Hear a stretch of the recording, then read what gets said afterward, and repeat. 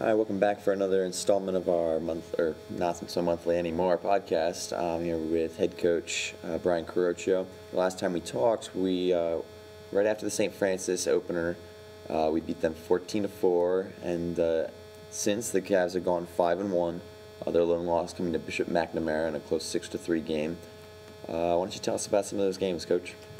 Yeah, sure. We've been making a habit of coming back. The first game we played after St. Francis was St. John's Catholic Prep, and I guess we were down, I want to say 6-3 or 7-3 when the seventh inning started, and we just had a little rally, and Will Marvin knocked in the winning run. We were then able to get on top of Georgetown Day and beat them. The McNamara game was real good.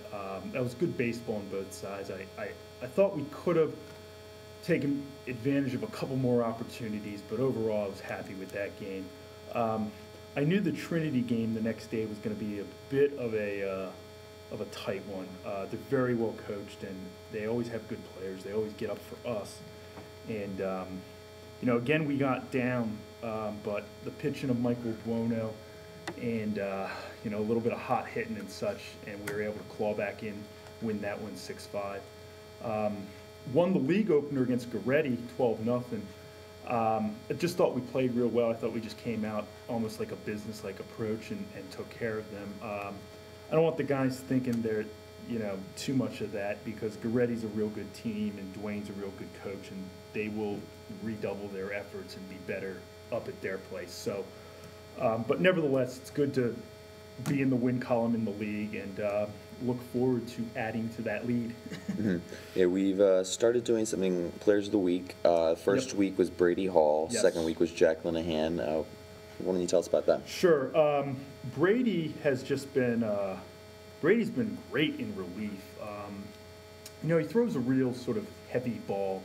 He's got good action on his fastball, and he's beginning to work in some off-speed stuff. In both the St. Francis and the St. John's games, he, came in kind of late middle relief and just really shut the door. And of course, he did the same thing, not only in the wood bat, but also in the comeback game we had against the French team Down in Florida. Mm-hmm. Yep. So, he's really good for that role.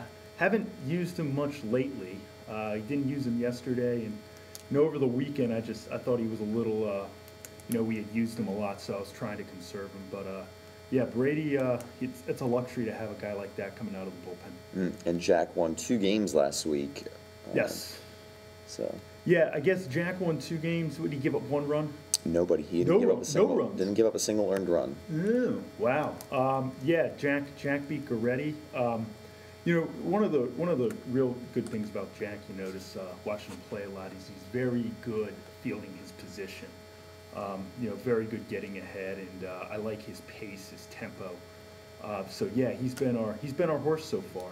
Won the Georgetown Day game and won the Goretti game. That's 2 wins. So Jack has been nothing short of outstanding. Yeah, I was looking at the stats for the state of Maryland this morning, and Jack is actually the leader in a lot of categories. I mean, granted, we've played more games than almost anybody, but Jack was tied for the state lead in wins, and tied for the state lead in ERA, and the state leader in strikeouts, and George was up there in hits and on base. I did not know that.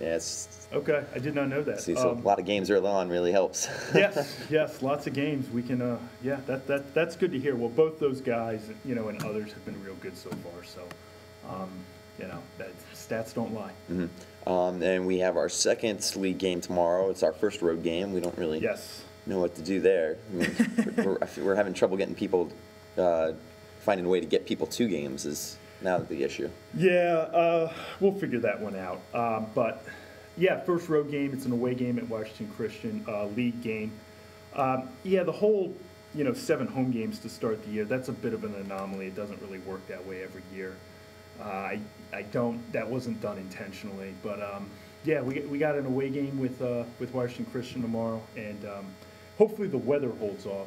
But it would be nice to get a second win in the league if we could nail that down. Alrighty, you got anything else for us, Coach? No, that's really it. I'd like to just say a thanks to everybody who's come out and supported us. We had We had a real good crowd at the Trinity game, and then I thought we had a pretty good crowd Saturday. The weather being nice helped that a little bit.